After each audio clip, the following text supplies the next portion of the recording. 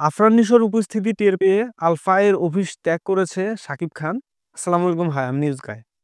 আমার বলা এই টাইটেলে আজকে আপনারা অনেক কন্টেন্ট দেখেছেন ও পড়েছেন। আজকে জানতে পারবেন এটা আসলে কতটা সত্য এবং কতটা মিথ্যা বা কতটা গুজব। মূলত এটা শুরুটা হয়েছে যেখান থেকে তাণ্ডব সিনেমাকে ঘিরে। তাণ্ডব সিনেমায় আফরান নিশোর একটা কেমিও থাকবে, এটা নিয়ে বহুদিন ধরে নানান আলোচনা সমালোচনা হয়ে আসছিল।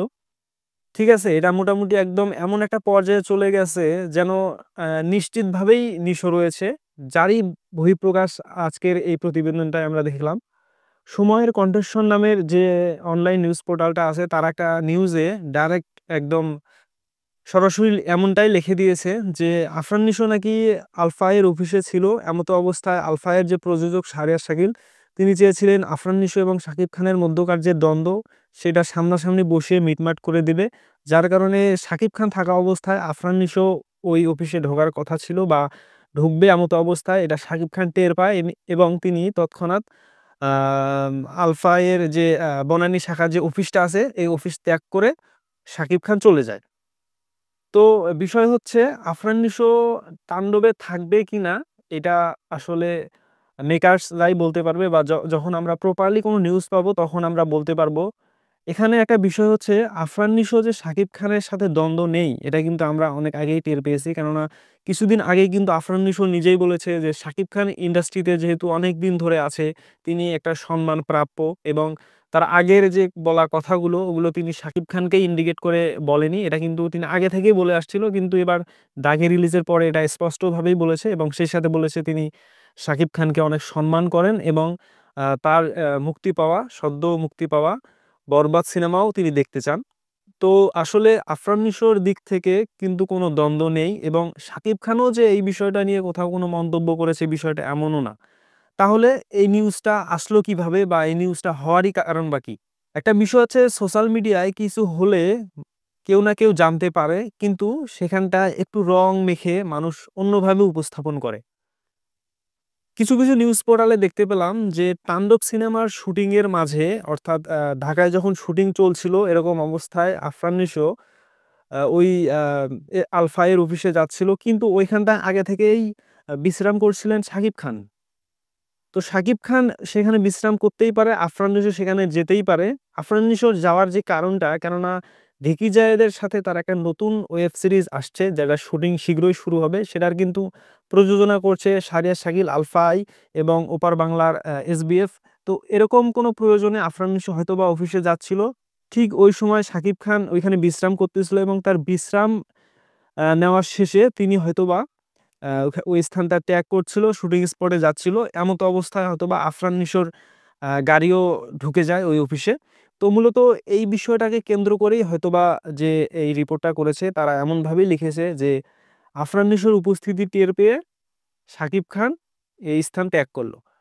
আসলে বিষয়টা দেখেন, এটা ছোট বাচ্চাদের কোনো লড়াই বা ছোট বাচ্চাদের কোনো তর্ক দ্বন্দ্ব না, যে হুটহাট সামনে গিয়ে হ্যান্ডশেক করে তাদের মধ্যে একটা কথাবার্তা বলবে এবং তারা মিউচুয়াল হয়ে যাবে, বিষয়টা এমন না। আর যদি এমন হওয়ারই ছিল, তাহলে কোনোভাবেই শাকিব খান কিন্তু বুঝতো না যে এখানে আফরান নিশো আসবে এবং তিনি এখানে থাকতেন না। মূলত বিষয় হচ্ছে দুইজন দুইজনের কাজে ওই অফিসে গিয়েছিল, এবং যারা নিউজ করেছে তারা তো সবসময় এরকম ইস্যু খোঁজে। তো তারা হয়তো ওই সময় ওইখানটায় ছিল। এরকম সময় হয়তো তারা তো আফরান নিশো শাকিব খানের গাড়ি বহর এগুলো তো চেনেই ভালো করে। ওরকম সময় আফরান নিশো যখন ঢোকে তার পরপরই, অর্থাৎ আফরান নিশো ঢোকার আগেই হয়তোবা শাকিব খান বের হয়ে গেছে, এবং তৎক্ষণাৎ আফরান নিশো ওই অফিসে ঢুকে যায় গাড়ি নিয়ে। তো এই নিউজটাকে একটু রং চং মেখে অন্যভাবে প্রেজেন্ট করেছে সময়ের কণ্ঠস্বর নামের যে নিউজ পোর্টালটা আছে। তারা আসলে ইন্ডিকেট করে কিন্তু বলে নাই তাদের সোর্সটা কি। তারা আসলে একটা সূত্র বলেছে, এরকম একটা ইন্ডিকেট করে তারা বলেছে। কোন সূত্র বলেছে বা এটা আদৌ সত্য না মিথ্যা, এটা কিন্তু প্রপারলি তারা বলেনি। তো এরকম অনেক রিউমার্সই কিন্তু আসে, অনেক ভুয়া খবরই কিন্তু আমরা বাংলাদেশের যে সোশ্যাল মিডিয়াগুলো আছে, বাংলাদেশের সোশ্যাল মিডিয়ায় যে নিউজ পোর্টালগুলো আছে তারা করে থাকে। কিন্তু সময়ের কণ্ঠস্বর যত সম্ভব আম হতে পারে তারা ইনটেনশনালি এই ব্যাপারটা করেছে, যে ইতিমধ্যে যেহেতু আফরান নিশো শাকিব খানের মধ্যে একটা ফ্যান্সদের লড়াই চলছে, সেই সাথে একটা মানুষ জানতে চাচ্ছে যে আদৌ তাণ্ডব সিনেমায় আফরান নিশো থাকবে কিনা, তার কেমিও থাকবে কিনা। এরকম অবস্থায় যদি এরকম একটা নিউজ করা হয়, এটা কিন্তু ব্যাপক ভাইরাল হয়ে যাবে। ঠিক এই কারণেই এই কাজটা ঘটিয়েছে সময়ের কণ্ঠস্বর। তো বিষয় হচ্ছে আফরান নিশো তার কাজে যাচ্ছিল আলফা এর অফিসে এবং শাকিব খান সেখানেই ছিল। তিনি তার কাজ শেষে ওইখান থেকে বের হয়ে যাচ্ছিল। তো বের হওয়ার পরে আফরান নিশো আসে, মূলত এই বিষয়টাকে কেন্দ্র করেই তারা ইস্যু বানিয়ে দিয়েছে যে তারা মিটমাট হতে চেয়েছিল, তারা দ্বন্দ্ব ভুলে এক হতে চেয়েছিল, যেহেতু একই সিনেমায় অভিনয় করবে। এই কারণেই শাকিব খান ব্যাপারটা ভালোভাবে নেয় নাই। শাকিব খান এখনো আফরান নিশোর উপর ক্ষিপ্ত, এই জন্য আগে ভাগেই চলে গেছে। ভাই একটা জিনিস কি, সিনেমা সম্বন্ধে যারা জানে, যারা বোঝে, তারা কখনোই এরকম একটা নিউজ কাভার করতো না, এরকম একটা নিউজ দিত না অনলাইনে। কেননা একটা সিনেমা যখন, একটা অ্যাক্টর যখন একটা সিনেমায় সাইন করে, তখন কিন্তু একদম সব চুক্তিপত্র হয় যে তার কো আর্টিস্ট কে কে থাকবে, তারপরে অ্যান্টাগনিস্ট কে, প্রোটাগনিস্ট কে, এরকম কিন্তু একটা দিক নির্দেশনা থাকে যে ভিলেন কে হবে, নায়ক কে হবে, তার লুক কেমন হবে, বা কি কি করতে হবে, কতদিন সময় দিতে হবে, এরকম কিন্তু একটা এগ্রিমেন্ট হয়ে যায়। এবং যে যে সিনেমাটার সাথে যুক্ত হয়, সবাই কিন্তু জানে যে এই সিনেমায় আদৌ আর কে কে থাকছে, তাদের ক্যারেক্টার কি, এরকম ফুল ডিটেলস কিন্তু তারা জানতে পারে। তো অবশ্যই যখন শাকিব খানের সাথে একটা চুক্তিপত্র হয় তাণ্ডব সিনেমার, তখন কিন্তু তিনি জেনেই গিয়েছেন যে তাণ্ডব সিনেমা আসলে কে কে থাকছে বা কে কে থাকছেন না। যদি ওইখানটায় এরকম করা হতো, তাহলে কিন্তু ঠিক ওই সময় এই নিউজটা আসতো যে তাণ্ডবে আফরান নিশোর কেমিও করতে বলায় তাণ্ডব সিনেমা থেকে সরে দাঁড়ালেন শাকিব খান। কিন্তু নিউজটা এমন হয় নাই, কেননা আজকের যে নিউজটা এটা পুরা ফেক, পুরাই ভুয়া।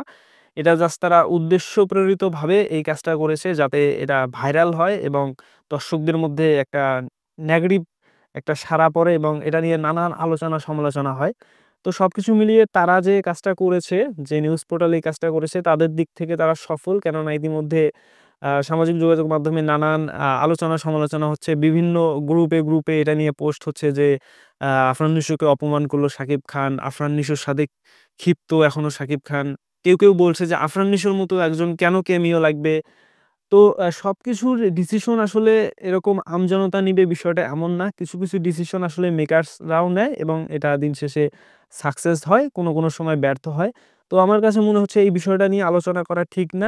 তো এই বিষয়ে আমার মতামত এটাই ছিল। আপনার কি মতামত জানাতে পারেন এই ভিডিওর কমেন্টে। দেখা হবে নেক্সট কোন আপডেটে। সে পর্যন্ত ভালো থাকুন। আল্লাহ হাফেজ।